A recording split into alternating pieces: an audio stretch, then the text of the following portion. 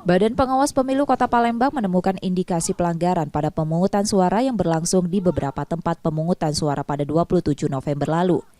Bawaslu merekomendasikan KPU Kota Palembang untuk melaksanakan pemungutan suara ulang di TPS 15 Kebun Bunga, TPS 35 Kelurahan 5 Ulu, TPS 22 Sialang, dan TPS 25 Lebung Gajah. Bawaslu juga telah mengeluarkan surat rekomendasi untuk pemungutan suara ulang yang harus dilaksanakan KPU Palembang paling lambat 10 hari setelah pemilihan.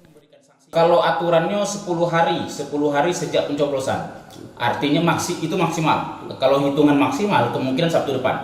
Nah, tinggal kesiapan dari KPU karena ini harus mencetak surat suara, baik itu Pilgub ataupun Pilwako.